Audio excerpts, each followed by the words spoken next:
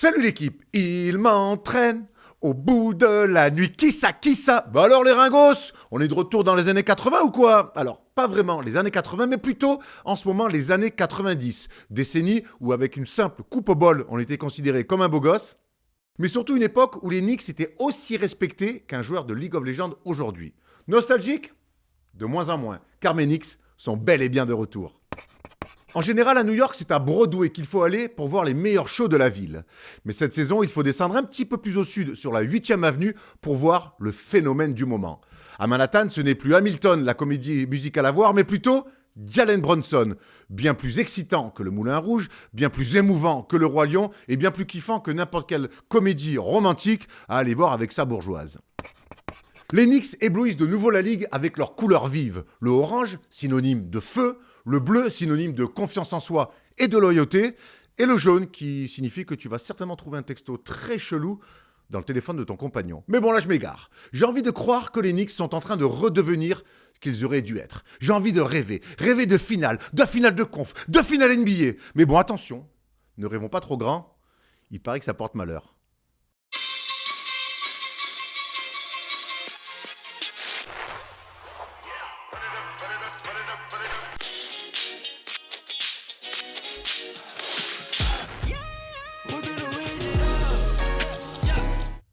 Salut l'équipe, on est jeudi et le jeudi c'est le First Day Show New York. On arrive, vous le savez, on vous l'a dit dès lundi, on décolle sur New York où on va vous livrer un maximum de contenu. Donc soyez bien avec nous sur les réseaux. Cette semaine avec moi, évidemment, pas Dupont et Dupont, mais Thomas et Thomas. Ça va les frères? Ça marche aussi, non? Ah, ça va, content d'être là pour cette. C'est ma première ici dans le Bah nouveau oui, studio. on aime accueillir nos gars. Stephen est venu la semaine dernière, il y a 2 semaines c'était Arthur. Du coup, c'est à toi de nous dire comment tu te sens dans ce nouvel Ok, environnement. donc je suis en 3e position, mais c'est bien déjà d'être Oh là 3e. là là là En tout cas, sinon je me sens bien ici. J'aime bien la déco, j'aime bien l'espace. Alors ça je peut me être sens peut-être le 3e, ça peut être aussi ta dernière. Hein, si on commence comme ça. C'est vrai. Non mais attends, Tu sais qu'il n'y a pas de classement chez les gens tout à qui viennent fait. dans le... Il n'y a pas de Écoute, classement. C'est les gens Moi, viennent... je suis factuel. C'est toujours... Oh oui, ben, là un peu là trop, là. un peu trop. Oh C'est la vrai, c'est tristesse, Non, là on mais, kiffe. j'avais tout un laïus sur toi, mais bon, Ouais, on va pas abandonne-le, s'en- Erwan, abandonne.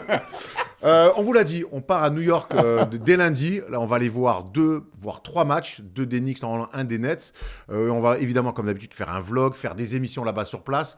Et on va essayer, on est sur le coup, c'est pas simple d'avoir un peu victoire. Le planning de la semaine prochaine, soyez bien attentifs parce que c'est une émission évidemment spéciale. Lundi midi, on vous met la vidéo sur YouTube de nos 12 pour Team USA. Le choix était compliqué, pas simple.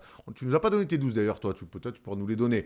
On fera aussi le mardi une vidéo sur les Knicks qu'on aura vu jouer, qui sont en grande forme, même si Julius Randle est blessé. Donc mardi, 18h, vidéo spéciale Knicks. Le mercredi, comme d'habitude, undrafted, mais pas tout à fait comme d'habitude, puisque ça sera une vidéo peut-être dans le Madison, ou en tout cas à côté du Madison Square Garden. Rien que ça. Et le jeudi, la trade deadline en live sur la Wina TV avec Thomas, moi, et surtout Thomas Laroukis, qui sera avec Rémi Reverchon en plateau sur la Wina TV. Petite trade deadline, t'es chaud? Ouais, c'est ma première en plus. Ouais, je suis très très chaud. Je pense qu'il va se passer beaucoup de choses. C'est ça, je pense que tu vas être chanceux parce qu'on a l'impression que ça va beaucoup bouger. Ouais, Tu vas être chanceux parce que non seulement c'est toujours un événement, la fin du mercato et tout, et beaucoup de chance parce que tu vas partager le plateau avec Rémi, qui est une Rolls-Royce de la présentation, contrairement à Erwan. Que je connais depuis longtemps. Oh la violence. Non, bien sûr, contrairement à Erwan, c'est une blague. Mais tu connais Rémi depuis longtemps, donc je suis même tu parti seras, en vacances voilà. avec lui. Bon, on se connaît depuis Moi, je des suis années. Logan de la présentation. Ok, Wolverine. Un Duster, un Logan Duster, évidemment. Merci pour la force, en tout cas. Il reste 1 heure d'émission. Allez, je l'ai bien pris dans les Allez, sans la pagaie. Allez, pour se relancer, on va vous annoncer une nouvelle fois, une très bonne nouvelle. Vous le savez, on a acheté pour la première fois des droits à l'image. Et ces droits-là, c'est la Copa del Rey qui commencera le 15 février. À quoi ça ressemble? Pourquoi faut regarder? Pourquoi faut être avec nous? Pour ça. 6 secondes sur la position, il va trouver. Il va tout arracher, Oh, le classique putback.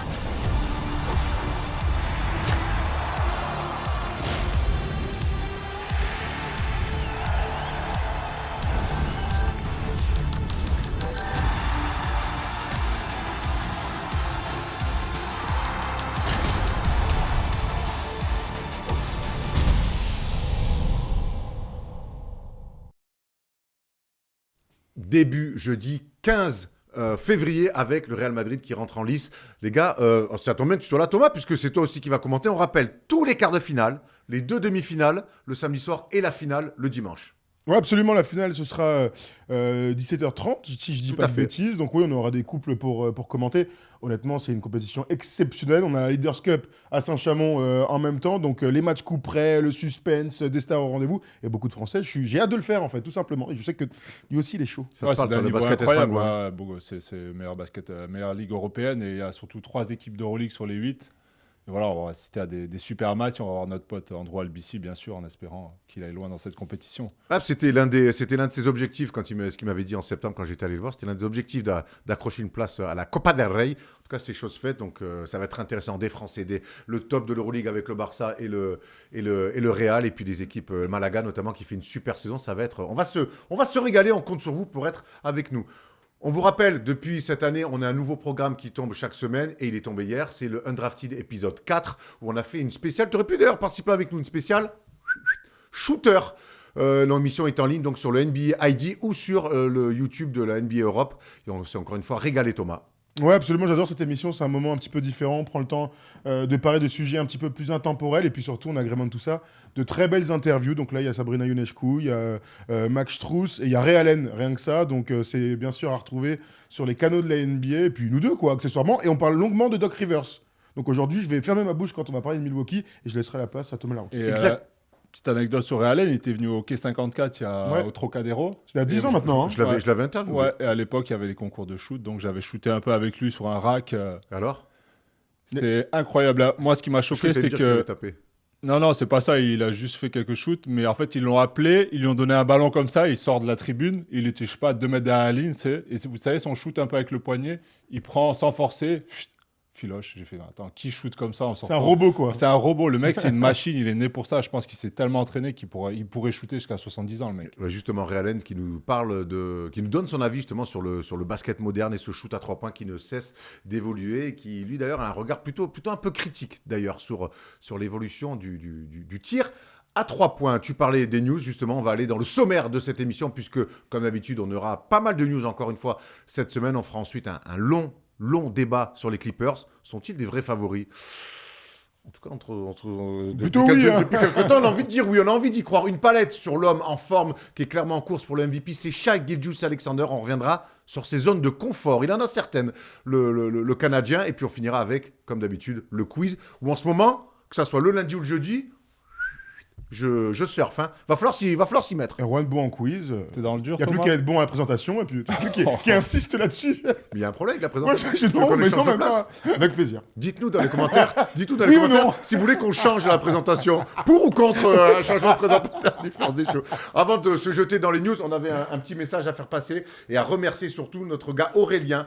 Donc c'est Auré Graphique sur Instagram qui nous a fait ces magnifiques créations. Ouais. On en a deux comme ça. On a une dans la libre antenne que vous voyez aussi le lundi et dans Undrafted. Et on a d'autres aussi avec les On a du Lakers qui sont Kobe, du magnifiques, Shaq, magnifiques. du LeBron, Du incroyable. Magic et du Karim. Ouais, magnifique. fantastique. On n'a pas pu tout mettre encore en cadre. Mais en tout cas, on tenait à saluer Aurélien et le remercier. Et puis, n'hésitez pas à aller voir son travail sur Instagram, hors graphique avec un K à la fin. On a fait le tour, on est prêt, on est bon, c'est les news.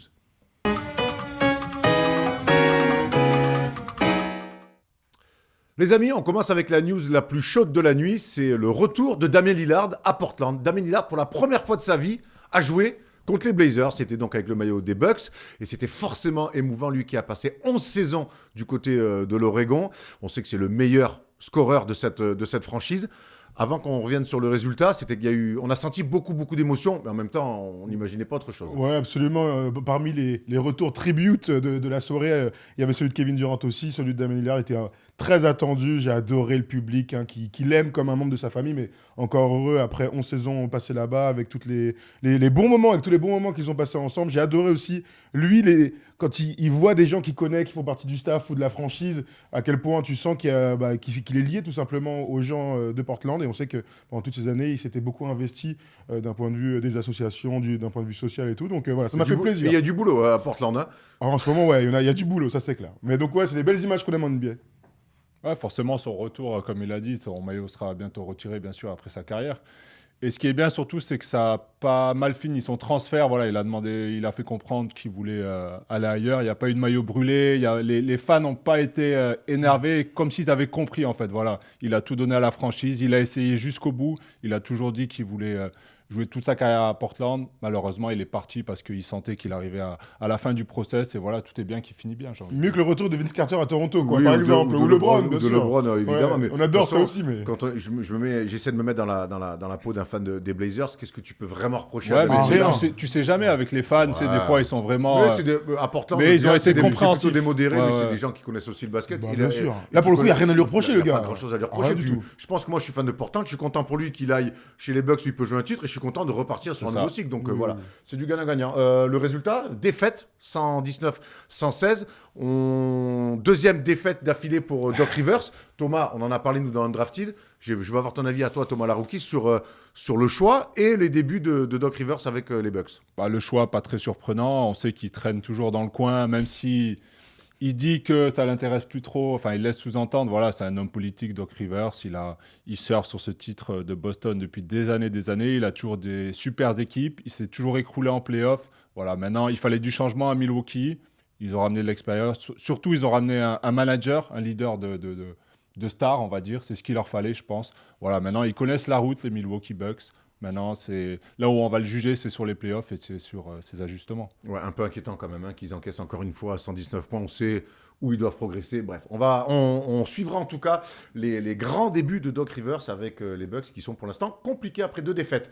On va parler des Français. Bilal Koulibaly, Victor Mbanyama, eux, ils nous donnent vraiment le sourire puisqu'ils seront très bons. Bilal a mis 19 points hier encore. Titulaire et a mis 19 points face aux Clippers. Victor nous régale. On en a déjà parlé dans une vidéo sur son début 2024 et les deux se retrouveront donc à Indiana pour l'All-Star Game. Ouais, absolument. Rising Star pour les deux joueurs. Honnêtement, on a beaucoup de fierté. On ressent tous beaucoup de fierté quant à ces deux mecs-là. On les connaît par cœur depuis qu'ils sont jeunes. On connaît leur trajectoire exceptionnelle qu'ils vivent en parallèle, tout simplement. C'est comme deux frères qui arrivent en NBA en même temps et qui vont donc vivre la grande messe du All-Star Game ensemble, enfin du All-Star Weekend. Pour Victor, c'était assuré. Mais de voir Bilal accéder au meilleur joueur de sa génération, même s'il est top 7 de cette draft, je rappelle quand même que les deux jumeaux Thompson, qui sont 4 et 5, n'y vont pas, par exemple. Donc voilà, beaucoup d'attentes autour de Victor, donc c'est normal qu'il y soit. Beaucoup moins autour de Bilal. Il y est. Bravo, mon Bilal. Bon, tu l'as dit, Victor, aucune surprise. Et Bilal, mine de rien, on peut penser que c'est normal qu'il y soit parce qu'il a été drafté top 7, donc c'est dans la logique des choses. Mais non, c'est pas facile. Il arrive dans une équipe où ça se passe pas très bien collectivement. Lui, il fait ses matchs. Voilà, il reste dans ce qu'il sait faire, ça se passe très bien. Il a son rôle, on a vu la déclat comme quoi il était intransférable. Tous les autres sont transférables. C'est un bon message d'une franchise. Ouais, c'est un énorme message au niveau de la confiance. Après, c'est le seul bon choix qu'ils aient fait depuis cet été. Hein. Après, si j'ai un petit mot pour Bilal, il fait un peu comme au Messler, il reste dans ses cases. Voilà, là, c'est fini le basket européen. Il va falloir qu'il commence à prendre un peu d'espace, qu'il ne se fasse pas, j'ai envie de dire, cataloguer comme un joueur qui reste juste dans le corner, qui marque un peu en transition. J'ai envie de le voir tenter un peu plus de choses. C'est le moment cette année, voilà, il n'y a pas de résultat, il n'y a pas de pression, et ça ne joue pas les playoffs. Donc vas-y, lâche-toi un peu. Se faire un peu plus de violence. Après, on a l'impression que c'est quand même un garçon. On rappelle, il y a un an et demi, il était en espoir. On a l'impression qu'il n'est pas pressé. Il n'est pas pressé, mais mine de rien, sa progression, pourquoi elle est rapide. Ouais. Cette espèce de double sensation qui est un peu curieuse autour de Bilal. Je te suis, mais d'un autre côté, hier, il met 19, quoi. Ouais, mais... Tu vois, quand on pense à Frank Ntilikina et sa saison rookie qui était plutôt réussie avec les Knicks, dans un rôle de défenseur, etc., il y avait même un petit peu de hype. On se souvient que LeBron, quand il le pousse, Bilal... j'ai l'impression que c'est pas du tout le même état d'esprit, quoi. Tu vois, lui, il est là, il s'éclate, il fait ce qu'il sait faire. Et ce qu'il sait faire aujourd'hui, c'est défendre, courir, mettre des tirs ouverts. Mais dans un an, c'est possible que ce soit aussi prendre des pick and roll, mettre des lay-ups fous sur des mecs et répéter les efforts action après action. Il a aucune limite, en fait. Mais on en avait parlé avec Arthur. Moi, je crois que c'est vrai qu'aujourd'hui, la facilité dirait que ça peut en faire un free and D. Mais je te rejoins, on l'avait dit avec Arthur aussi. Moi, j'ai pas envie de lui mettre de plafond ou de lui mettre tout de suite un rôle de free and D. Il faut qu'il fasse attention. Moi, j'ai envie de voir, mais je pense quand même il est en train de montrer que vas-y, on va bosser sur d'autres choses. Parce qu'il a il a un dribble un petit peu sous-côté, je trouve. Vas-y, qu'est-ce que tu es capable de faire sur pick and roll? Qu'est-ce que tu es capable de en espoir, c'est ce qu'il faisait très fréquemment, des pick and roll, des 1 contre 1. Voilà, donc là, c'est vrai que... En tout cas, il fera partie de la grande messe du All-Star Game avec le Rising Star. Je vous coupe, si je peux me permettre. J'ai vu une stat sympathique passer sur les réseaux hier soir. Je voulais vous faire un mini quiz. Voilà, sur Victor. Vous savez qu'il tourne à 3,2 comptes par match en tant que rookie. Tout à fait. Il n'y a que 6 rookies dans l'histoire de la NBA qui ont tourné à plus de 3 comptes par match dans toute l'histoire de la NBA. Quels sont ces 6 rookies? Les 6? Alors, Mutombo. Shaquille O'Neal, ça c'est bon. Mutombo. Je vérifie quand même, je les ai notés. Ouais, que je me vas-y. trompe pas, Moi, mais je dirais O'Neal- le Shaq, c'est sûr. Le je l'ai Shaq. dit. Il a 3, je sais pas combien. Mutombo. Mutombo, je dirais. Ouais, Ça fait 2. ça fait 2. Mark Eaton. Non. Pas de marque. Manute Ball. Manute Ball, 5. Manute Ouais, Ball. bon, la c'est fin. sa vie en même temps, hein. On rappelle que c'est le seul mec dans l'histoire qui a fait plus de contres qu'il a marqué 2 points dans sa carrière NBA. Olajuwon. Non. Plus vieux alors peut-être. Karim Ouais. Karim 4. Abdul-Jabbar. Ralph Sampson. Non. Robinson. Ouais. David Robinson. Il nous Mais il en en reste reste un. Je pense que ça va être le plus dur à trouver. Wes Unseld. Non. Une époque. Une époque, c'est drafté par les Hornets. The Morning. The Morning. The Morning. Pas mal. Ouais, Il 3,5. n'y a que des vrais gars. Hein. Il y en a que 6, et là, donc Victor est en passe d'être le 7ème. Il a 7e. 3,2. Il va falloir qu'il tienne la cadence. Et mais meilleur contrôle de la NBA, c'est ouais, ouf. il est sur le rythme en tout cas. Ok. Normalement, ça devrait être bon. Est-ce que ça va l'emmener au All-Star Game? On le saura ce soir. On le saura ce soir, on aura la réponse ce soir. Incroyable, ça, je suis comme un fou. On va voir quand même le roster de ce Rising Star. D'un côté les rookies, de l'autre les sophomores. Vous connaissez, puis vous voyez ça. Donc du Bilal Koulibaly, Keontae George du Jazz, notamment Jordan Hawkins, Scoot Anderson. Hein, il y avait quelques questionnements autour de lui. De l'autre côté, chez les sophomores, Paulo Banchero, Dyson Daniels, Jalen Duren. Tom, toi, tu avais au moins un absent côté rookie qui te gêne et un absent Enfin, côté qui me gênait. sophomore. Qui te gêne, qui t'interroge. Côté sophomore, c'était Jalen Johnson, Ouais. des Hawks, qui est super bon cette saison et qui passe pas le cut. Et parmi les rookies, on avait dit Cam Whitmore, qui est bon ces derniers temps. Bon, J'avais Mika dit Page que- qui est rentré tard dans sa saison. Absolument. Et Et Hauser Thompson, bien sûr, Hauser les Thompson. Pistons, qui a commencé très fort. Bon, après, les Pistons, on les connaît, il a été sur le banc ensuite, mais il fait partie des meilleurs défenseurs. J'aime bien quand les très bons défenseurs à terme de NBA sont sélectionnés pour les Rising Stars. Voilà, le All-Star Game qui sera à suivre donc sur le League Pass, évidemment. Et ça sera donc mi-février. C'est ça, on a les dates exactes C'est le même Ça, week-end c'est que le même week-end la que Copa del la Rey Copa del et que Rey. la Leaders Cup. Voilà. Bon, oui, vive le basket sur France Télévisions. Stephen et Sabrina, non les gars, ce n'est pas le nouveau sitcom, mauvais sitcom d'AB Productions, c'est le duel qui risque d'y avoir au All-Star Game justement entre Stephen Curry et Sabrina Ionescu. C'est une info qui est tombée cette semaine. On sait que Steph Curry avait été pris un petit peu au mic'd up comme ça en disant j'aimerais bien faire un concours de tir face à Sabrina Ionescu, et ça tombe bien parce que nous on avait posé la question à Sabrina Ionescu lors de son passage à Paris si elle aimerait bien compete against the man sur un concours de tir à 3 points. If I see a shot open, take it. Yeah, I saw that. Yeah. Just continue to be confident in myself and continue to put the work in to be able to go out there and make those shots. Do you think you can beat an NBA player on the three-point contest? We'll have to see. I think so. Maybe it's We'll an try. idea for the next All-Star game. Maybe, yeah. You will be up to do that? I would be, yeah. Okay. Ok, je sais ce que Je suis très hypé pour ça, moi. Vraiment, Ah, je te rejoins. Est-ce que vous l'êtes aussi? Ah, mais moi, je le suis de ouf parce que je rappelle quand même que c'est elle qui a le record sur un concours à 3 points. L'année dernière, elle fait 25 sur 27. 25 sur 27. Elle arrête que 2 tirs à 3 points, sachant qu'il y en a même à 45 qui sont plus loin. Donc aujourd'hui, c'est la meilleure chuteuse du monde sur un concours. Enfin, en tout cas, c'est un concours NBA. Moi, je vais faire mon petit rabat-joie. J'ai juste besoin de clarifier les règles parce que j'ai vu un peu. Ah, je vais te le dire. Alors, j'ai vu non. tout et son contraire circuler. Ligne Même NBA, ligne, ok. Même ligne, bien sûr, on ne peut pas changer. Ballon taille 7 pour Steph, ballon taille 6 pour Normal. Sabrina. Elle joue avec le ballon avec lequel Ah ouais. elle a l'habitude de game habituellement. Moi, je suis archi hypé et honnêtement, je pense qu'elle peut gagner. Moi aussi. Ouais. Moi, Enfin, je pense vraiment qu'elle peut Ah, gagner. pour moi aujourd'hui, franchement, pour moi c'est du 50-50. Ouais, je suis d'accord. On va pas no disrespect à Steph, hein, mais, Ouais, qui non, est mais un- encore heureux, c'est le meilleur shooter de mais moi, l'histoire. pour moi, c'est vraiment du 50-50. Et pour ceux qui peut-être s'intéressent un peu moins au basket féminin, allez voir ce qu'elle fait en match et en concours. C'est une machine de guerre. Après la ligne, attention. Oui, 50 cm, c'est énorme. Hein, t'as de raison, faire mais des- elle tire de 9 mètres. Oui, je veux oui, dire, mais entre le faire sur des racks, sur 25 tirs. Bon, toi, on a Et compris que elle c'était trop. s'entraîne. trop Non, Steph non, Curry. non, pas, Elle non, pas du s'entraîne. tout. Je parle du fait que pour elle, ça va être un gros changement. Dans le sens où lui, il shoot toutes ses séances depuis Ouais. 15 ans à cette ligne. Et elle va devoir enchaîner 25 tirs. Ça va demander un tout petit peu plus d'effort. Ça peut être le seul désavantage qu'elle va avoir. Ouais, Mais écoute, sinon, elle est capable de le battre, tout à Écoute, fait. je veux voir en tout cas, mais ça va être. Franchement, moi je suis très très hype. Déjà, c'est Ouais, ça le va être concours à cool. 3 points, c'est un concours sur lequel tu n'es jamais déçu. De toute façon, c'est les meilleurs concours. Ça- À part quand c'est Jordan qui le fait. Oui, Jordan Pire a record. le pire record Huit. de l'histoire. 8, 5. 5 tirs marqués. 5. La vie de ma mère, Allez regarder, La vie de ma mère. la vidéo, c'est fou. je l'aurais tapé, je te jure. 5, moi je fais plus. Hein. J'ai fait 7 une fois. Mais sur combien sur 25 Ouais, c'était mon premier. Ah, il a tiré main à la gauche. mairie, tournoi international, Non, ah, oui, tu sais, oui, de oui. cadet là, Bien la sûr, salle bien sûr. pleine, 4000 personnes. Vas-y, mon gars. En plus, moi à l'époque, je shootais pas mal en sautant, et j'avais jamais fait de rack comme ça. C'est long, hein. Ah, c'est long. Parce que moi, j'envoie direct, je crois, les 2 premiers, je mets rien. C'est bien que tu parles de ce tournoi parce que j'ai été élu meilleur passeur du tournoi. Ça m'étonnerait. Non, c'est une vraie info par contre. Hein. Okay. Par contre, tu me respectes s'il te plaît. Hein. Parce que demain, 10h, je t'attends à la Oups. Ah, mais moi je suis là, les gars. Mais bon, je suis plus invité. Je vois que ça fait des allez, vidéos. Ça va pas me faire briller. Bref. Assure un maintien quand même. Assure un maintien quand même à National 3 avant de venir jouer à la Oups. Non, mais moi, vraiment, ce concours me hype. Moi, j'ai fait des concours contre des filles. Contre Mademoiselle Andy Millem. Que tu as perdu ? J'ai perdu, je te le dis normal. direct. Hein. Andy, c'est une machine. Après, t'es pas un shooter, toi. Donc, tu demanderas le club qui t'embauche, si les mecs ont joué avec moi, j'étais pas un shooter. Non, mais par contre, machine de guerre. Fra. Oui, c'est Andy Millem en même temps. Hein. Et j'ai perdu sans être mauvais. Pour qu'on comprenne. On enchaîne avec la promo de Drafted, vous le voyez. Cette émission, on en a parlé du concours à 3 points. Vous pouvez retrouver ça sur la chaîne YouTube de NBA Europe ou sur le NBA ID. On a parlé de retour de Damian Lillard, on parle de retour de joueurs sur le parquet. Benjamin. J'ai presque envie d'envoyer un chant quantique pour dire que Ben Simmons a repris le basket. Ouais, il s'est arrêté direct aussi. Hein. Et il s'est arrêté direct après. La bonne nouvelle, c'est que Ben Simmons revient après 38 matchs manqués. Il n'avait pas joué depuis le 6 novembre, ce qui est dingue, une moitié de saison tout simplement. C'est contre Utah. Il a été très bon dans une grosse victoire des Nets. 10 points, 8 rebonds, 11 passes. Surtout, d'un point de vue athlétique, on l'a vu revenir comme si de rien n'était.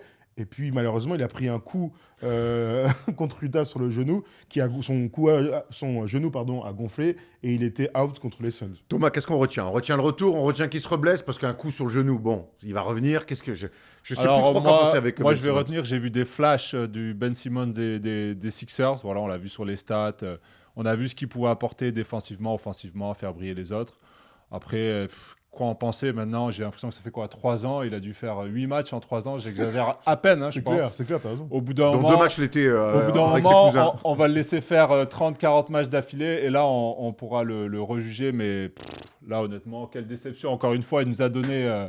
on s'est dit, ça y est, c'est reparti. Les Nets, en plus, en ce moment, ils sont plutôt en forme. On s'est dit, ça peut leur faire un bon plus. Et là, hop, allez, genoux, out, on ne sait pas pourquoi. Après, apparemment, Jack Vaughn a dit que c'était vraiment un coup, que c'était l'affaire de quelques jours. On ne sait même pas si c'est ça. Il a vraiment pris un coup. Il n'a pas marché sur une mine, quoi. Il devrait revenir rapidement, voilà. Très bien. Il y en a mauvaise nouvelle quand tu marches sur une mine en général. Puis c'est surtout radical, quoi. Là, la date de retour, on la connaît, c'est jamais. Lieutenant Dan. Il y a un autre qui est revenu, c'est un Français, c'est Franck Ntilikina. C'est une bonne nouvelle pour lui et c'est une bonne nouvelle pour nous, fans français. Et c'est surtout une bonne nouvelle aussi pour l'équipe de France, on espère en tout cas. Franck Ntilikina de retour avec les Hornets. 2 petits matchs, 10 minutes, 11 minutes, 0 point marqué. Mais on a l'impression que c'est un long process avec Franck. Déjà, de le revoir sur le terrain, c'est une première étape. Oui, tout à fait, Erwan. C'est une première étape que Franck enchaîne. Je vais paraphraser ce que vient de dire Thomas sur Ben Simmons, qu'il enchaîne des matchs, qu'il s'éclate et puis qu'il arrive en forme au training camp de l'équipe de France. J'en dirai pas plus sur Francky. Tu veux qu'on parle de gens qui enchaînent des matchs ? Ça m'arrange. On va parler des Knicks, puisqu'ils enchaînent les victoires, 8 d'affilée, ils enchaînent les bons résultats. Ils sont à 14 victoires sur leurs 16 derniers matchs et Jalen Brunson est tout simplement exceptionnel depuis quelques temps. Donc là, vous voyez le bilan de 31-17, une bonne défense, une bonne attaque et puis surtout, 3e bilan de la conférence Est. Ça fait longtemps qu'ils n'ont pas été aussi haut que ça. Et puis voilà, cet homme-là, qui sera évidemment All-Star, qui aurait, je le pense encore, dû être starter. Tout va bien en ce moment côté Knicks, Thomas. Ouais, je t'en prie. C'est vrai que c'est relou, mais c'est ça qui est relou. Je ne regardais pas en plus. Donc, Et forcément, tout va bien en ce moment, alors qu'on se rappelle qu'ils ont eu un début de saison très compliqué. On commence à remettre en question Thibodeau, surtout le début de saison catastrophique de Randle, qui finalement a su redresser la barre. Et petit à petit, au fil des matchs, avec bien entendu ce transfert d'Anunoby, a presque tout changé. Voilà, aujourd'hui, ils font partie des équipes top de l'Est. Après, savoir jusqu'où ils iront, ça, c'est une autre question. Aaron, il a une réponse à ça. Mais moi je l'ai dit dans l'édito, j'ai envie de rêver. Ah oui. J'ai envie de rêver, mais il y a un mec que je dois me fader tous les jours. Rabat-joie. Tout à fait, qui m'empêche de rêver. Et regardez, quand moi je veux rêver, regardez ce qu'il dit chez la Wina TV. Il n'y a qu'un seul mec à l'heure actuelle qui est capable de décanter les situations. Moi, je ne crois à absolument aucune équipe qui puisse passer 2 tours avec cette hiérarchie d'équipe. Et Julius Randle, je l'aime beaucoup, bravo à lui. On ne peut pas démonter D'Angelo Russell à juste titre sans démonter Julius Randle parce qu'il est capable d'avoir des bons moments, des bonnes semaines, etc. Mais on sait aussi ce qu'il est capable de faire en playoff, c'est-à-dire... Non, mais alors... Donc tant qu'il n'a pas changé l'état d'esprit ou changé la perception que j'ai de lui en playoff, jamais je parierai sur lui. Et encore moins 2000 €. Bon, voilà, clutch tous les mercredis de 18h à 19h. Sévère, Thomas, non ? Est-ce qu'il n'est pas un peu sévère ? Parce que moi, je crois que Julius Randle s'est acheté le droit à une nouvelle chance. Moi, j'ai envie de dire dur, mais juste. Parce Merci. qu'on a vu quand même les performances de Randle. Au-delà, en plus de ses performances offensives, l'attitude aussi, parfois. Et dès que ça devient dur, il n'est pas capable des fois de se dire « Ok, là, c'est pas pour moi, je vais laisser un peu les autres jouer. » Il insiste. Et les dernières, on sait que ça leur a coûté des matchs. Donc, je comprends un peu ce qu'il veut dire. Attends, Mais personne- ce qu'on dit pas là, c'est que ton rêve, c'est qu'ils aillent en finale de conf. Hein. Pour moi, je C'est pas dis qu'ils aillent en pour moi, je dis play-off qu'ils ou sont qu'ils passent un tour. qu'ils T'as sont dit en- finale de qu'ils conf. sont en train de s'offrir, pourquoi pas une fenêtre. Mais pour moi, face à Ah, mais Boston, ça, face à Milwaukee, il a raison. face à Une poulette, ça Boston, veut rien dire. face à- Vous pouvez y aller ou pas face à Boston, Attends, face à une poulette. Milwaukee, face aux Sixers, pour moi, ils seront pas favoris. Il y a pas de Miami, souci. pareil. Mais par contre, moi, évidemment, sur Randle, et j'ai été le premier à le dire et à en pleurer, de dire qu'en playoff, les attitudes étaient mauvaises, j'ai l'impression qu'il y a eu un clic, il y a un changement d'attitude chez ce garçon. Et quand ce garçon a la bonne attitude, ça rejaillit sur tout le monde. Surtout que maintenant, il est officiellement pour moi la deuxième option de cette équipe. Le patron, c'est Jalen Brunson.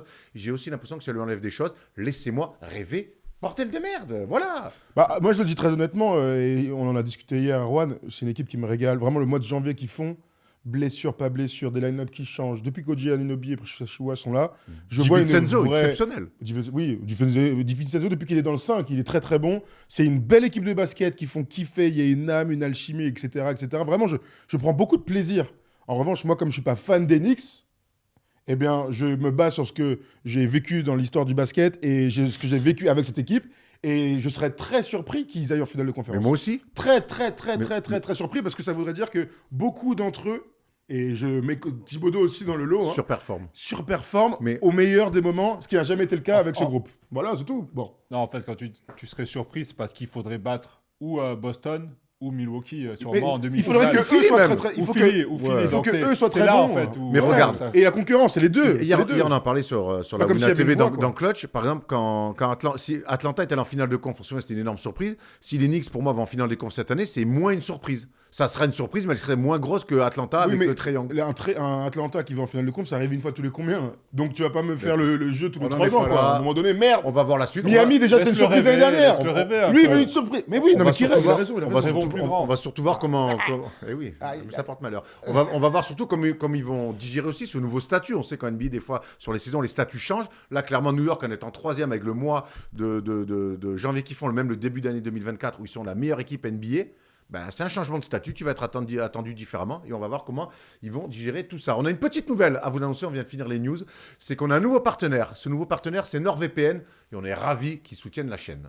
Cette vidéo est sponsorisée par NordVPN qui soutient la chaîne et qui va nous permettre cette année de réaliser plein de projets très intéressants. On en profite pour vous montrer comment ça marche puisque beaucoup de membres de l'équipe l'utilisent déjà. Ça vous permet de masquer votre adresse IP pour éviter de se faire pirater, mais ça permet surtout à des gens comme nous de regarder certains événements gratuitement. On poste notamment la Ligue des Champions, enfin Paul et moi, parce qu'Erwan et Tom ne sont pas concernés.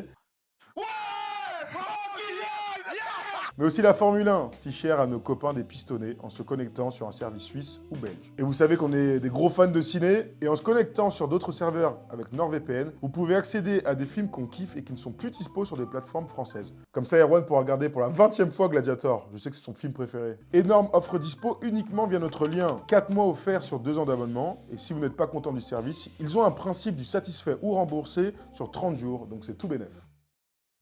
Allez, on peut enchaîner avec le débat et on va évidemment parler de l'équipe en grande forme du moment. Pas les Knicks, on vient de le faire, mais les Clippers, ça se passe à l'ouest.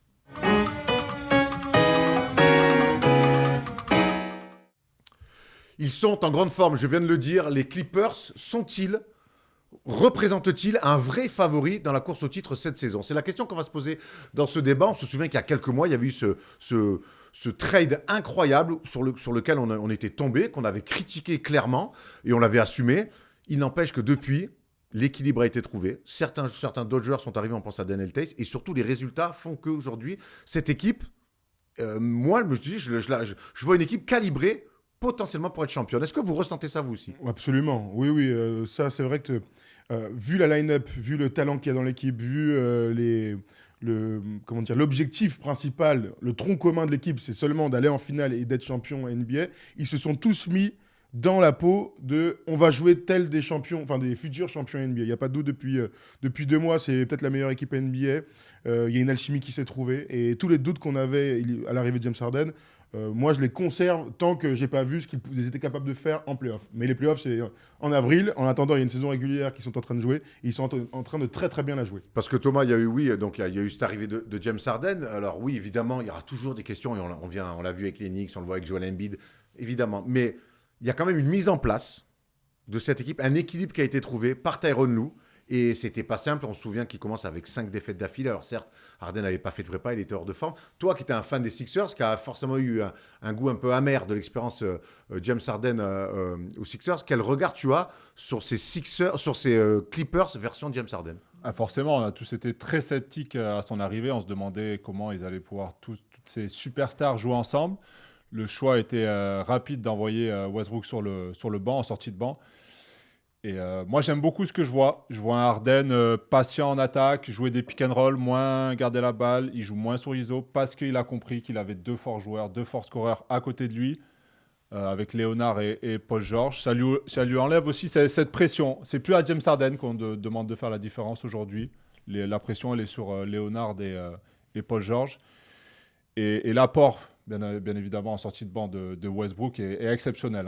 On est sur Harden, on va y rester, peu importe de toute façon l'ordre. Okay. Est-ce que James Harden, en fait, il est carrément, dans ce que tu me dis, et je te rejoins complètement, il est 3e option de cette équipe-là, mais en étant meneur de jeu? Je sais pas, parce que le scoring, c'est important, mais c'est pas parce que tu es le 3e meilleur scoreur que tu es forcément la 3e option. Moi, je vois surtout que c'est une équipe qui ressemble à James Harden, encore une fois. Il dit tout le temps « je suis le système », une fois de plus, il a raison. C'est-à-dire que cette équipe, elle joue sur demi-terrain, c'est la 25e au pace. C'est une équipe qui est super à droite à 3 points, mais on en reviendra tout à l'heure. Mais qui shoot peu. Moins que les autres. Qui shootent peu, mais surtout à plus de 40%, les mecs. Moins James Harden. Mais shooter moins, mais mieux, c'est plus rentable. Donc, c'est une équipe qui ressemble à James Harden. Elle joue sur pick and roll, elle joue sur demi-terrain. Les grands sont servis, les grands sont importants, on y reviendra. Donc, c'est la première info. Avant même de parler de son niveau, où est-ce qu'il se situe dans la hiérarchie, c'est surtout une équipe qui lui ressemble.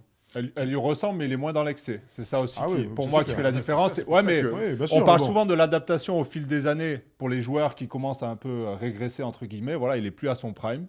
Et au lieu de se dire, non, moi je vais continuer mes ISO, vous allez voir. Non, il sait Ça fait longtemps qu'il a fait cette boule, les gars. Attends, aux Sixers déjà, aux Nets, c'est depuis les Nets qu'il est comme ça. Mais parce que aussi, il en est plus capable et il est conscient que c'est un peu sa dernière chance aussi. Mais ils ont besoin qu'il soit comme ça aussi. Ouais, bien sûr. Tu vois, c'est ça qui est. C'est l'intelligence, moi, qui me fait. Moi, ce qui me saute aux yeux, surtout, c'est. Moi, j'ai rarement vu une équipe où James Harden joue meneur avec autant d'alternance en attaque. Tu peux me dire ce qu'on après, c'est la première fois. Je veux dire, avec autant de talent. Mais tu me dis. Ouais, il a quand même joué avec 2-3 équipes. Tu me dis, ouais, c'est une équipe qui ressemble à James Harden. J'ai envie de te dire oui et j'ai envie de te dire non en même temps. Alors, c'est quoi l'alternance, tu veux dire par quoi? L'alternance, c'est des joueurs. L'alternance, non, mais même la façon de faire. Ils ont du pick and roll, évidemment, parce que James Harden reste l'un des meilleurs joueurs de pick and roll de la ligue. Mais ils ont des systèmes un peu plus longs sur des remontées, des staggers avec Paul George. Ils ont de l'ISO avec Kawhi sur du post-up, sur des choses. Pour moi, alors c'est une équipe qui court peu, mais qui arrive de temps en temps à pousser un peu la balle, surtout de second unit. Mais moi, j'ai pas souvenir d'avoir une équipe.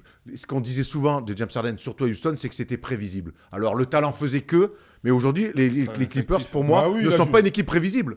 Oui, alors ça c'est vrai. Attaque. Il y a une alternance, il y a une alternance que j'ai rarement vue ou peu vue avec des équipes de James Harden. Moi je trouve que l'alternance, elle vient du nombre de joueurs qu'il doit fournir en fait, plus que par Pour moi, peu importe les raisons, Thomas. Oui, peu importe les raisons. Ouais, mais au Rockets, il n'avait pas Paul George et Léonard à côté, donc il jouait pas de la même manière. Et au Nets déjà, il jouait comme ça en fait. L'alternance, tu l'avais déjà. Moi c'est là où je te rejoins pas. Ah bon? Pour moi, quand il est au Nets, moins. Au Nets, pour moi, c'est au Nets, il y avait un truc. Alors, on va pas revenir sur les Nets. Ils ont fait des matchs à 3 quand il y avait Kyrie et KD. On avait l'impression, cette sensation de un peu chacun son tour. Et c'est vrai que James Harden s'était mu un peu dans un meneur qui voulait organiser. Et ça nous avait un peu surpris parce qu'il sortait d'Houston où il jouait toutes les possessions. Mais pour moi, au Nets, il y avait un côté chacun son tour. J'ai pas du tout cette sensation avec les Clippers. Moi, ce dont je suis sûr, si tu veux, on peut. Non, mais c'est intéressant. Je dis juste que quoi qu'il arrive, quand James Harden est sur le terrain, que ce soit au Nets à l'époque ou là, c'est une bête d'attaque. À l'époque, vous vous souvenez, c'était la meilleure attaque au rating. Bon, depuis, l'attaque a tellement explosé en NBA en saison régulière qu'ils ont été dépassés. Mais à l'époque, c'était la meilleure attaque qu'on n'avait jamais vue. Ils étaient à 119 ou 120 points par match. Sur du talent. Sur 100 possessions. Mais quelle que soit la manière, c'est juste... lui, il va jouer des pick and roll.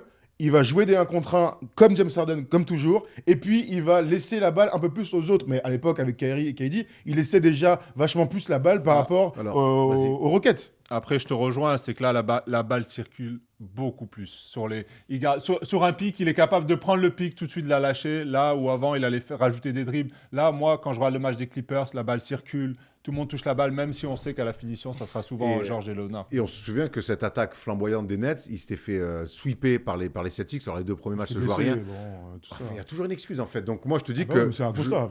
Il y a toujours une Les excuse. mecs sont blessés. Moi en tout cas, si tu veux. Les mecs sont pas sur le terrain. Tu James Harden avec sa cuisse. Non, mais c'est en demi, c'est face aux Bucks. Moi, je te parle face aux Celtics quand ils sont sweepés. Leur attaque flamboyante, superbe attaque et tout. Ben, ils se font sweeper. Moi, je suis persuadé qu'aujourd'hui, il n'y a aucune équipe NBA qui peut sweeper les Clippers. Je parle de. Quelle équipe est meilleure de là? Je parle d'alternance. Je parle de James Harden, de la justesse de James Harden, et je parle qu'il est beaucoup moins prévisible. Voilà, que l'équipe est beaucoup moins prévisible alors que James Harden joue meneur. C'est la première fois que je vois ça depuis très longtemps. Après, maintenant, dites tout dans les commentaires si vous On êtes peut plus parler Team aussi Thomas, un peu Team de sa Marwa. défense. Il fait des efforts. Je l'ai vu faire des efforts. Après, il a quelques oublis. Ouais. Bon, j'espère qu'en playoff, il va s'y filer un peu plus. C'est une vraie question qu'on peut se poser. Mais ça on se posera toujours. Ouais, mais tant qu'on n'a pas vu. Mais dans les attitudes, même à l'opposé de la balle, tu sais, les fléchis, il en attitude, c'est des détails, mais ça veut dire que bon, il est impliqué quand même. Pour prouver aussi que c'est une équipe, on voit là, la déclaration de James Harden autour de Tyronn Lue, comme quoi ils se sont bien trouvés. C'était l'une des clés aussi de savoir. Et au début, on était un peu inquiet quand Tyronn Lue avait dit c'est très compliqué de faire jouer 4 futurs Hall of Famers ensemble. C'est impossible même, hein. Pour moi, c'est impossible. En tout cas, dans le 5 majeur. Voilà. Il a fait un choix. Donc, il a fait un choix, il a trouvé cet équilibre. Le choix, ça a été finalement le choix logique, mine de rien. Maintenant, c'est facile à dire, mais le choix logique de mettre Westbrook en 6e homme, qui continue à faire du Westbrook avec de l'intensité, de l'envie. Et finalement, trouver cet équilibre avec aussi toujours cette alternance. Et ça, c'est crédit à Tyronn Lue. Ouais, mais moi, en fait, le plus grand... t'as raison de dire crédit à Tyronn Lue, parce que pour moi, le plus grand accomplissement des J'ai cru qu'il allait être dépassé par la situation à un moment donné. Je pense que lui aussi, il a cru. Le plus grand accomplissement de cette équipe, c'est pas la manière dont il joue. Depuis, on est allé sur James Harden, etc. C'est surtout comment ils ont réussi à trouver un semblant d'alchimie joueurs les uns par rapport aux autres.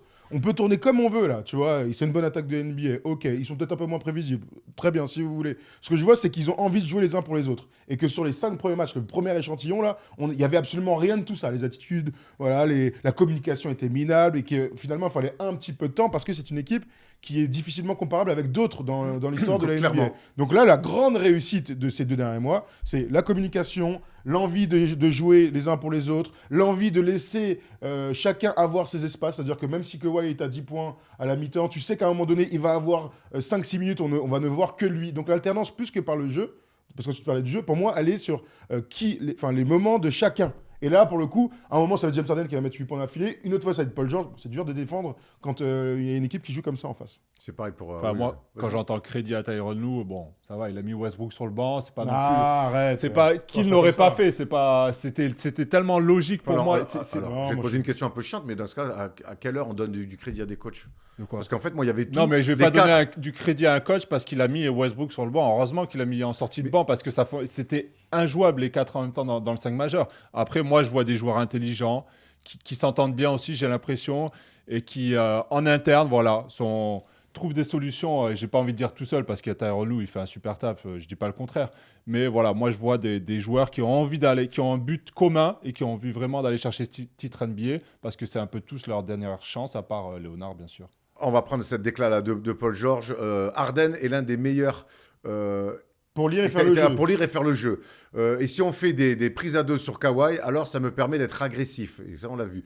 Si je n'ai que le 3e meilleur défenseur sur moi, alors je peux être plus agressif. Et ça, c'est vrai que ça se voit tout de suite. Dès qu'une équipe fait un choix sur un joueur, ben, c'est un autre qui va punir. Et puis, là, on est sur les stars, mais t'imagines que ton 5e meilleur joueur défend sur Norman Powell, un mec qui a mis 20 points en NBA, qui est exceptionnel, il est à 45% à 3 points, tu vois, ou ton 5e meilleur joueur doit défendre sur Terrence Mann. Enfin, tu vois, c'est ça qui est très difficile à défendre sur eux, c'est que leur 5e meilleur joueur, leur 4e meilleur ailier, si j'enlève le pivot, eh bien, c'est toujours un bête de joueur. Et c'est en ça que je trouve les Clippers, sur une série de playoffs, difficilement arrêtable sur cette match. Alors, il y a 2 choses sur lesquelles je vais aller. On va commencer sur Terrence Mann, parce que oui, Westbrook était mis sur le banc, mais du coup, dans ce jeu de chaise musicale, ça a mis Terrence Mann dans le 5. Et du coup, ça fait un 5 où défensivement, c'est archi intéressant. Et je trouve que, et quand on le regarde, il change quasiment sur tout, sauf sur les postes. Oui. Il change, sauf Toujours. poste 5. Toujours. Sauf poste 5, quand c'est les postes pivots qui viennent, ils font ice. D'ailleurs, je sais pas si vous avez remarqué, ils hurlent ice souvent sur les postes 5 qui viennent poser les écrans. Sinon, que ça soit de Harden à Kawhi, ils changent sur tout. Ceux qui crient, c'est les coachs assistants. Ouais. Et ils changent sur tout. Et ça, c'est une vraie. Ils le faisaient déjà à l'époque de Nico et depuis des années. Et là, on a l'impression qu'enfin, on trouve cette défense un petit peu où on peut changer sur tout, cette défense qu'on attend presque depuis des années côté Clippers. Et Terrence Mann il amène ça. Il amène ça, ce que ne pouvait pas amener Westbrook quand il était dans le 5. Pas d'accord ?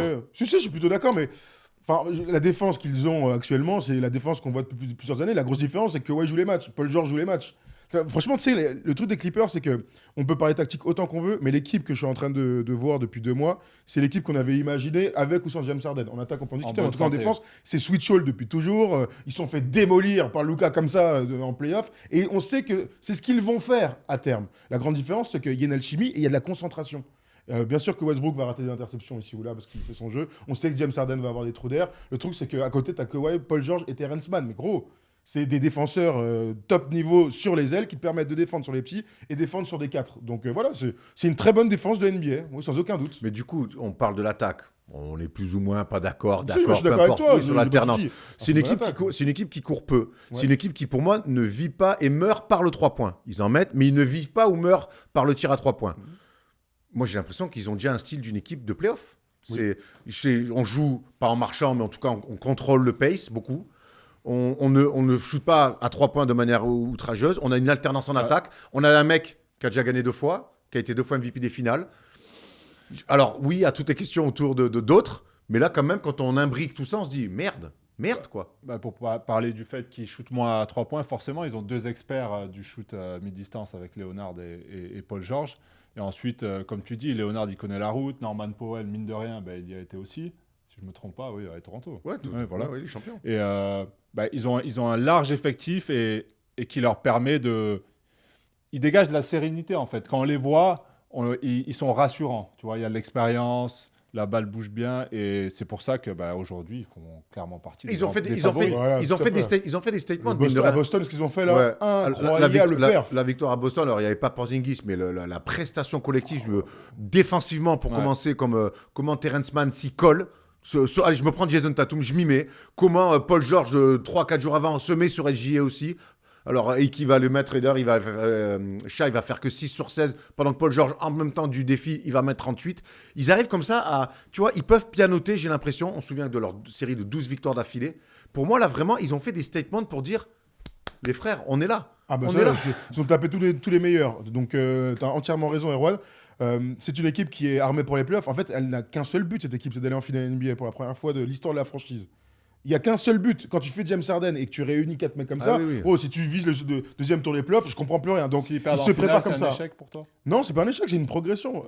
Ils doivent être champions. Voilà, c'est l'objectif qu'ils ont. Mais quand la franchise n'est jamais allée en finale NBA, comme depuis l'année dernière, c'est déjà une énorme progression. Honnêtement, il y a peu d'équipes, à part celle de LeBron, sur qui tu tombes quand ils perdent en finale. Il y a peu d'équipes sur qui tu tombes. De mémoire, essaye de... À part les équipes de LeBron, ou les Warriors, si tu vas, si tu vas tout le temps en finale. Voilà, pour moi, être en finale, c'est quand même, comme il dit Thomas, c'est une bannière, c'est un accomplissement. On parle beaucoup de l'envie de jouer ensemble, de se passer la balle, du projet commun, mais forcément, ça va aussi avec les sacrifices, et c'est ce que Terrenou a dit. Il parle beaucoup des sacrifices qu'ont fait les joueurs. On pense évidemment à Westbrook en sortie blanc, mais pas que. Et Terrenou a dit ça. Chacun est prêt à se sacrifier. Depuis leur arrivée, ils n'ont parlé que de gagner un titre. Voilà l'objectif. Cela va demander beaucoup de sacrifices, que ce soit au niveau des tirs, des minutes. Ils sont prêts à le faire. Alors, j'ai envie qu'on se projette un peu là-dessus. C'est marrant qu'il y ait Westbrook et Terrenou sur la photo. On sait qu'en play-off, on va forcément réduire les minutes. Est-ce qu'un mec comme Westbrook, qui, je pense, risque d'être le premier mec impacté par la réduction de minutes, notamment sur les fins de match, il n'y a pas une petite crainte? Ah non. Il est 6e homme aujourd'hui. Ton 6e homme, t'en as besoin quand même, ton 6e homme. Enfin, en tout cas, Fred VanVleet... Il joue quand même 25, 26 minutes. Fred VanVleet avec les Raptors, ils en ont besoin, quoi.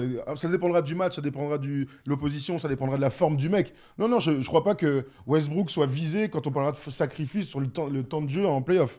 Enfin, ou alors je dis une bêtise, mais... moi, je pose la question. Je pense pas que ce soit lui, je pense plutôt à Amir Kofi, ton 3e pivot, si Daniel Theis ou Plumlee sort de la rotation. Enfin, c'est plutôt à Amir Kofi, c'est un lien avec Alain? Toujours pas, non. non. Non, c'est sûr que Westbrook, il est exceptionnel en sortie de banc. Il apporte oui. une énergie incroyable quand on sait que c'est un ancien MVP. Je pense que ses coéquipiers doivent le regarder, doivent se dire putain, le mec, il est ouf. Il sort du banc, il dit rien, il joue à 200%. Après, en playoff, moi, sur les fins de match, je le sortirai. Hein. En fonction du flow du match, mais oui, bien Non, sûr. il n'y a pas de flow du match. Tu le sors quand t'as l'équipe qui a autour. T'as pas besoin de Westbrook oui, pour c'est finir clair. un match. Hein. Pour moi, si tu mènes, c'est sûr qu'il ne faut pas que ça soit sur le terrain. S'il faut amener de la folie parce que tu es un Oui, peu derrière. mais à pourquoi 2-3 pas. minutes, allez, va t'asseoir. On va laisser T'as les besoin d'une autres- étincelle. Ouais, voilà. c'est clair. C'est Mais là, depuis tout à l'heure, on parle, mais je crois quand même qu'il faut quand même revenir sur les individualités de cette équipe parce que on a parlé des formes de jeu, Tyronn Lue et tout. Gros, il y a un mec qui joue et qui est super fort, c'est Kawhi Leonard. À un moment donné, tu sais, c'est quand même la bascule pour ces équipes-là. Ouais, bien sûr. On peut en parler autant qu'on veut hein, de tactique et tout, mais gros, Kawhi, il est en 40-90 pratiquement. Il a 42 matchs joués. Elle est là, la bascule. Harden par Harden, elle est là, l'énorme bascule. Et on peut discuter autant qu'on veut la saison régulière. S'il n'arrive pas, lui, à 100%, bon bah, leur chance de titre, elle s'amenuce direct. Lui, mine de rien, moi, son début de saison m'avait un peu inquiété dans les attitudes, dans ce qu'il dégageait. Et il y a eu pareil d'une bascule. Ça a duré 2 semaines aussi. Ouais, ça a duré 2 semaines, mais c'est surtout quand il s'y est mis. Pour moi, ça correspond avec l'arrivée d'Arden. Est-ce que c'est un lien direct pour toi? Non, je pense qu'il est rentré dans sa saison, tout simplement. Paul George était très bon au début de la saison, vous Ouais. vous souvenez. Là, il est un peu en and down, mais bon, il est globalement bon. Donc, ouais, il a juste eu besoin, je pense, de reprendre du rythme. À un moment donné, les mecs, je ne joue pas, quoi. Ils n'ont pas joué, ils sont beaucoup blessés, on ne comprend pas ce qu'ils ont. Tout le monde est frustré l'année dernière, Nico nous avait confié ça pendant les playoffs, ils n'avaient pas compris pourquoi ils ne jouaient pas. 2 semaines, c'est absolument rien sur 5 mois de saison régulière. Donc on peut faire des statements après 2 semaines. Si après, pendant 2 mois, il démonte tout le monde, il enchaîne les matchs, bah, les 2 premières semaines, en fait, elles ne valent rien, les gars. Elles ne valent rien. Moi, je peux comprendre les retours de blessures là. Moi, les attitudes. Ouais, On mais peut quand parler t'es des stats. fatigué, quand On peut parler des stats tant que vous voulez. Mais encore une fois, on parle d'attitude de mecs qui veulent gagner des titres, de mecs qui ont été MVP des finales.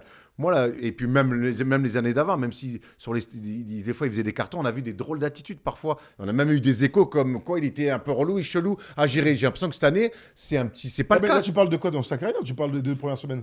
Je parle C'est pas la même chose. De toute façon, une semaine, mine de rien, tu reviens avec ton bagage des années d'avant, ton vécu et tout, et puis c'est toujours le moment de rebondir ou de baisser en qualité. C'est le jeu.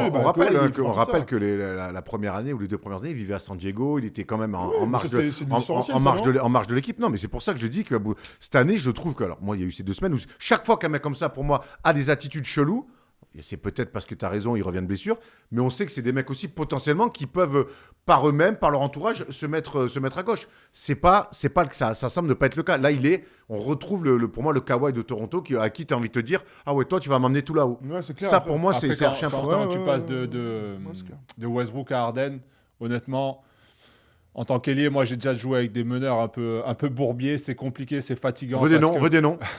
Ouais, des caries, ça va. Ouais, c'est des Américains et c'est fatigant parce que t'es jamais rassuré, on te donne pas les ballons au bon moment sur tes positions. Là, moi, je vois un Harden qui sait trouver Léonard, qui l'emmène sur ses positions. Il n'a pas à monter la balle, Léonard. Il n'a pas à s'épuiser sur tout le reste. Il va en attaque, il fait son petit truc, on lui donne la balle, il fait ses post-moves. Et je le sens serein, je le sens en confiance. Après, bon, on va jamais assez le répéter. Sur les années précédentes, c'est les blessures aussi qui ont flingué les saisons des Et d'une Clippers. efficacité incroyable. Tant le qu'il gars. restera en forme, forcément, les Clippers.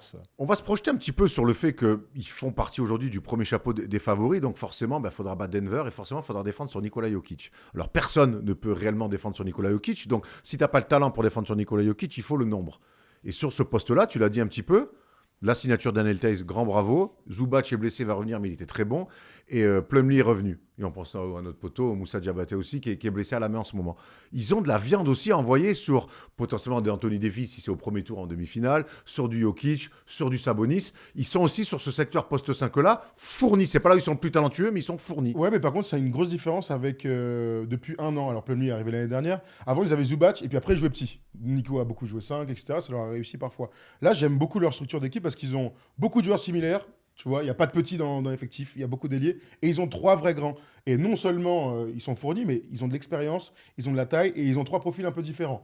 Zubac est clairement le meilleur des 3 aujourd'hui, j'ai aucun souci avec ça. Mais quand tu joues avec Zubac ou quand tu joues avec Daniel Theis, tes systèmes ne sont pas du tout les mêmes. Theis, il peut t'emmener au large, il peut envoyer des filoches, il va envoyer aussi de la maillotche. Puis ensuite, il y a Plumlee qui est capable de faire des petites passes D ici ou là. Ça, c'est clairement un poste 5 qui t'emmène au titre. enfin une structure de poste 5 qui t'emmène au titre. Une Et puis tu peux structure, jouer ouais. sans. Et tu peux jouer sans aussi. Ils ont aussi des moments où ils jouent à 5 ailiers. Donc dans les comebacks, quand Norman Powell met de l'adresse et tout, souvent ils sont à 5 petits sur le terrain. On revient aussi, on parlait de l'alternance offensive, c'est aussi l'alternance des line-up que tu peux mettre. Ah, ça c'est clair. Et ça, c'est pas rien.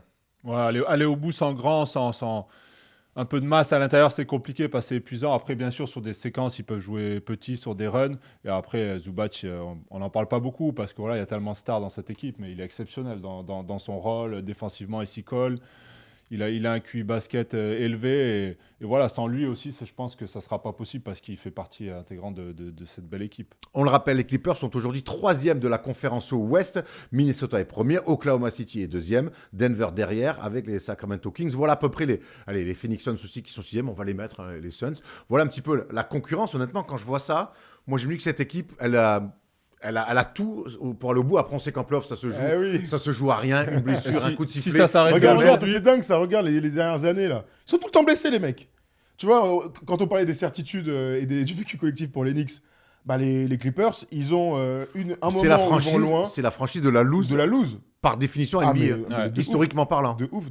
Donc, arriver à 100% au début des playoffs, c'est la seule chose qui doit les animer. Mais un peu comme les Nuggets, tu vois, on peut parler de leur saison régulière et tout.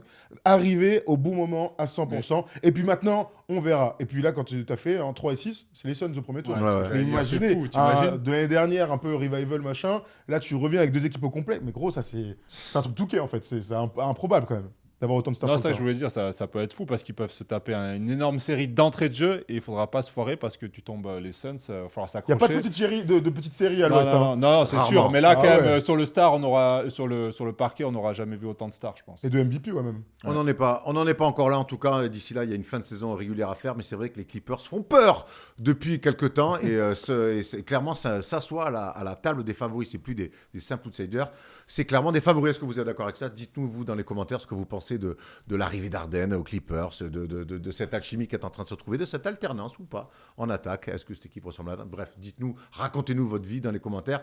On adore vous lire. On vous rappelle, avant de passer sur la palette, que toutes les émissions First Team sont désormais disponibles en podcast. Pendant des années, longtemps, vous nous avez demandé, allez, le podcast. Aujourd'hui, les frères et les sœurs, c'est pour vous. Tout est en podcast, dans le métro, en voiture. Vous écoutez ça tranquille sur la plateforme que vous voulez. Vous pouvez nous trouver First Dans Team les bouchons. en podcast. Petite palette? Petite palette. Parce que pas de palette, Bah, il y a palette là. ben là, il y a palette.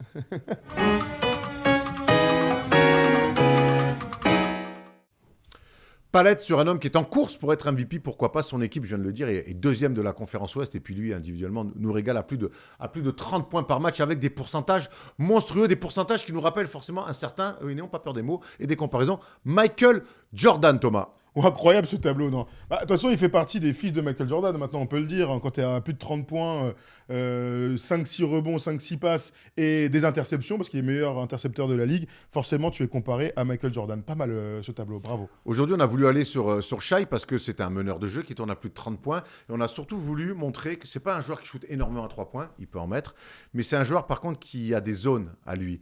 Et justement, on a voulu aller dans ces zones de confort de Shai Gilgeous-Alexander avec 4 actions, Tom. Les fameuses zones de confort, cher KD, on s'en souvient tous. Allons-y, première action, et c'est contre la défense des Boston Celtics. On la déroule, c'est du 1 contre 1 simple. Derrick White, vous savez, est un super défenseur. Revenons au début de cette action. D'ailleurs, c'est la première action du match, pratiquement. Chet Holmgren va aller chercher là-bas Shai Gilgeous-Alexander, tranquille sur une remontée. Et on pense qu'il va aller poser le pick and roll, Chet Holmgren. Et vous allez voir que OKC aime bien faire des espèces de leurres comme ça, des passages sans poser le pick. On se retrouve sur un 1 contre 1, donc SGF face à Derrick White. Il y a l'axe qui est ouvert. Il y a un petit axe, faut pas aller à droite par contre. La bonne défense de Derrick White qui le suit sur les pas latéraux. Et là, alors là, on parle de zone de confort. Quand vous êtes à 4 mètres et que le défenseur défende bien ou défende mal, Shai, en général, c'est filoche sur le petit tir à mi-distance. Ouais, ça c'est les zones de confort, c'est des choses que tu aimes bien toi aussi, mais Ouais. c'est ce qu'on voit, c'est ce que Ray Allen dit dans Undrafted d'ailleurs, c'est que des fois les joueurs ne vont plus assez à mi-distance, lui pour le coup c'est Moi, sa je vais maison. pas encore le répéter que je suis un grand fan du shoot à 2 points, mais là, ce qui est exceptionnel, c'est ce move qui est assez sous-coté, c'est ce petit coup d'épaule qui est très dur à faire, mine de rien, parce qu'il faut bien lire le défenseur à quel moment il va arriver sur vous, sans pour autant mettre le bras, parce que sinon c'est faute offensive. On a un expert depuis des années en Europe, c'est Nando De Colo qui le fait à la perfection. Et lui, il le maîtrise d'une manière, en plus avec sa taille. Là, on le voit, hop, petit coup d'épaule, ça crée ce 1 mètre de décalage qui lui permet à chaque fois de shooter sur la gueule des gens, tout simplement. Et il y a beaucoup de travail, mais il y a beaucoup de naturel. Souvenez-vous de Shai et Puck Clippers. C'était ce qu'il faisait tout le temps et à tous les matchs, sans réponse pour l'adversaire. Deuxième action. Son go-to move, comme tu as bien dit. C'est clairement un go-to move de Shai Gilgeous-Alexander. Deuxième action, alors là, on est plutôt sur une fin de match. Bien sûr, c'est contre les Denver Nuggets. Le OKC est à -1. On va prendre le temps de regarder cette action déjà exceptionnelle. Beau panier. Beau panier. On y retourne donc. Shai Gilgeous-Alexander à la balle, pas encore la balle, pardon. -1. Il reste un peu moins de 7 secondes dans la toute fin du match. Encore une fois, cette espèce de leurre là pour croiser, pour provoquer des changements, pour faire bouger la défense et surtout pour ouvrir des espaces à Shai Gilgeous-Alexander. Là, pour le coup, Peyton Watson, il défend très très bien les feintes de dribble de Shai Gilgeous-Alexander. On regarde le spacing de son équipe et on le laisse carrément jouer ce quart de terrain entre guillemets. Très bonne défense donc de Peyton Watson, mais spin move, tir presque au buzzer beater, fade away comme ça. Tout à l'heure, c'était un tir, entre guillemets, facile pour Shai. Celui-ci était vraiment difficile à marquer. Il est difficile, mais moi, ce que j'aime bien sur cette action, c'est le spacing tout d'abord, parce qu'avant de voir ce super move, où encore il met son petit coup d'épaule, mais il a un peu moins fait la différence. Du coup, il est obligé de faire un reverse pour se créer un petit écart. Mais le spacing est incroyable. On voit Holmgren à 3 points à l'opposé. Dort qui fait mine de faire un écran pour un peu attirer la défense, pour qu'elle ne reste pas focus sur Alexander. Et pendant ce temps, à l'opposé, ils sont en train de se faire des écrans. Et lui, il en profite pour jouer ça en contre 1. De son côté, il y a dans le corner aussi, on lui laisse bien la place. Et après, il sait faire. Ça a l'air simple, mais il faut être intelligent. Les autres, on ne peut pas venir bêtement, etc. Ça a l'air simple, intelligent et confiant. Moi, ce qu'au bout d'un moment, c'est ce qu'on adore avec cette équipe-là, c'est que le patron, c'est lui. Et que dans des moments comme ça, tu vois, plein d'équipes, ils seraient allés jouer des pick and roll. On l'a vu sur les deux actions. C'est un truc dessiné avant. Certainement, mais en tout cas, ce que je vois, c'est que cette équipe, encore une fois, elle sait que sur le mi-distance, il est létal, alors que ça soit après un spin très compliqué ou juste un coup d'épaule, il est létal dans le short, dans le mid-range là. Alors, le spacing très important et puis ce tir, et puis après, il y a la classe du bonhomme, parce que là, c'est un tir de grande classe. On a eu l'occasion d'en voir un magnifique quand il jouait avec le Canada aux Philippines cet été, sur un buzzer beater comme ça. D'ailleurs, pareil, un peu elbow gauche comme ça. Le danger du pick and roll, après, bien sûr, c'est la trappe. Et aujourd'hui, il n'a pas un deuxième fort scorer, on va dire, qui peut mettre des gros shoots comme ça. Bon, de son niveau, ça c'est sûr. De son niveau, on va dire. Donc forcément, je pense que c'est plus avantageux. Et on aime quand les stars ont les derniers ballons dans les mains. Bon, allez, troisième action. On va changer un petit peu. On était sur du 1 contre 1. Là, on va regarder eh bien, ce mouvement. Ça a l'air tout simple. On va donner un peu de crédit aussi à la défense sur cette action. C'est contre les Nets. Donc, on est dans le début du match. Josh Giddey arrive un peu tranquille. On est sur une transition. Jalen Williams va faire une petite remontée. Là, on le suit un petit peu. Et on va suivre le mouvement de Shai Gilgeous-Alexander. Il voit déjà la zone libre. Ça, c'est intéressant. Et il va descendre sans contrariété, sans bump de la part des Nets. Mais c'est pas ce qui nous intéresse. Ce qui va nous intéresser, c'est encore une fois la vision de jeu de Josh Giddey et puis la recherche de la zone de confort. Le 1 contre 1, c'est Nick Claxton qui défend sur lui, donc un meneur sur un pivot. Et ça a beau être un meneur, il a beau être plus grand, Shai Gilgeous-Alexander est indéfendable aussi sur les lay-ups, sur les angles qu'il arrive à trouver pour marquer près du cercle. Quand on parle de zone de confort, là, il est quasiment sur un face-up qui devient après un post-up. Mais quand on parle de zone de confort, moi, je suis énormément bluffé par la faculté de Shai à aller trouver des tirs près du cercle, des tirs à très haut pourcentage. On a vu le tableau et c'est ça qui me bluffe. Oui, le mid-range certes, mais même en plus de ça, il met énormément de lay-up, je trouve. Bon, après, Nick Claxton, je pense qu'il est à la sieste, même si c'est le début du match. Lui qui va être meilleur défenseur un jour, il va falloir s'y coller, frère. Mais en tout cas, là, voilà, ça prouve pour moi qu'il va sur du post-up, la zone est libre. Et hop, il va poster, il va mettre un lay-up. C'est 2 points à haut pourcentage. Le meilleur match pour voir ça, c'est celui contre Boston. Il a beau être face à Drew Holiday, qui est un des meilleurs défenseurs des dernières années. Il met un nombre de lay-up, un peu scoop, là, comme ça, long bras. En même temps, c'est sa spécialité. Dernière action qu'on regarde ensemble. Cette fois-ci, c'est contre les Minnesota Timberwolves, donc encore une très très bonne défense de NBA. Et là, encore une fois, le duel face au grand. Celui-là, je l'adore. Vraiment, la petite feinte et la petite mimine gauche. On est dans la transition, donc, avec le Thunder qui courent tous en même temps. Là, ils sont à 5. Il y a même 2 joueurs de Minnesota qui sont derrière. On va jouer une transi là-bas, Jalen Williams. On joue avec Josh Giddey, oui, je crois bien. Et encore une fois, la confiance. On repère le mismatch, un grand contre un petit. Shai est plus véloce normalement. La petite feinte, Rudy qui mord. En général, quand on est petit, on aime jouer à mi-distance à 3 points ou à prendre vraiment de vitesse. Là, Rudy a plutôt bien défendu. Le problème, c'est que Shai est plus malin.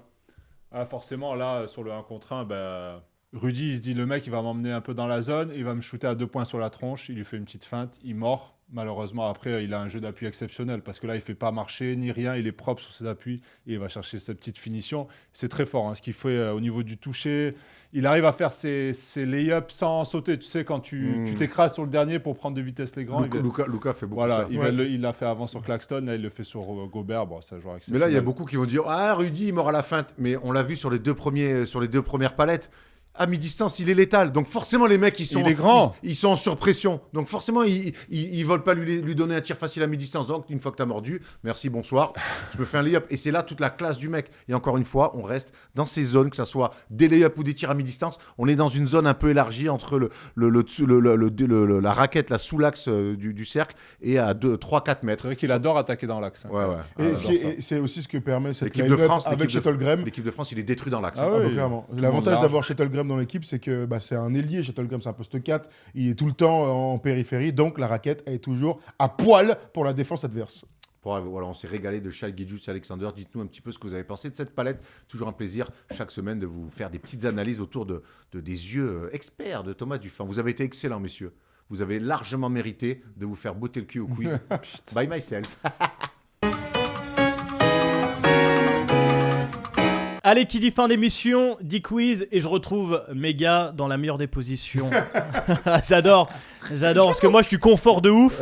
En plus, j'ai un beau micro aujourd'hui. Mais surtout que tu as un siège, le siège, on le dit pas assez, il est exceptionnel. Un siègestre, comme on dit chez moi. Massacre à la Laissez les expressions de chez moi aux gens qui viennent de chez moi. Donc moi, voilà. Je suis désolé. Parle-nous stéphanois ou lyonnais si tu veux, mais... Lyonnais, s'il te plaît. Parce que stéphanois... N'hésitez pas à lancer le quiz. Allez, on lance le quiz. L'émission a déjà été très longue, donc j'ai fait une petite énumération. Et on ira directement dans le qui suit. Allez, vas-y. Une petite énumération pour se chauffer. Ça va être le All-Star Game. Les amis, je vais vous demander, en commençant par Thomas Laroukis, de me donner tous les Européens qui sont allés au All-Star Game dans l'histoire. Wow. Voilà. Okay. Voilà. C'est un peu un marronnier. Dirk. On y retourne. Dirk, évidemment, est premier avec 14 sélections. Luka est là, évidemment, avec 4 sélections. Il est 6e. Pogazol est égalité, 3e, avec 6 sélections. Tony Parker. Tipeee est le 3e égalité. Marc Gasol, du coup, d'ailleurs, qui a pris sa retraite, on l'a appris après 20 saisons, incroyable. Eh oui, Marc Gasol, c'est vrai qu'on n'en a pas parlé. 3 sélections. Joachim Noah est là. Joachim Menois. C'est à moi. Ouais. Yanis, numéro 2 déjà. C'est à moi, pardon. Eh oui. Rudy Gobert, bien sûr. Rudy avec Nicolas Jokic. On avance. Allez, Nicolas Jokic, c'est super ce que vous me faites. Très bien. Il y a qui d'autre le trou. On l'a perdu lui déjà. Ouais. Allez. Il y en a encore des actuels, si ça peut t'aider. Ouais, je suis un ouf. Allez. Rick Smith. Wow. Rick Smith, bien joué. Une sélection. Actuel, hein. Ouais. Schrempf. Oui, il est là également. Stojakovic. 3 sélections. Stojakovic. Et là, 3 sélections. Je vais chercher avec quelle position. Allez. C'est un métier. J'ai pas. Pour de bon déjà. Allez, on enchaîne. Mehmet Okur, une sélection. Ah ouais, Mehmet Okur. Attends, pourquoi je suis un peu à sec d'un coup Vlade Divac. Une sélection. Ah merde, putain. Bah alors. C'est vrai qu'il y a quelqu'un. Malade. Je C'est cinglé, lui. Mais là, t'es une élimination, ça. J'avoue, non, c'était juste pour le fun. C'est bon. Des actuels, il y a qui actuel qu'on n'avait pas dit là? Attends, on est cata là. Il en reste 3 actuels. Dragic. Ouais, putain, je sais pas là, je suis pas sur les actuels encore, je vais réfléchir. Andrei Kirilenko. Oui, bien joué, une sélection. Les actuels. Il reste encore en actuel. Porzingis. Ah, il est européen, hein. Ouais. Petrovic, Drazen Petrovic. Ah, il est milieu.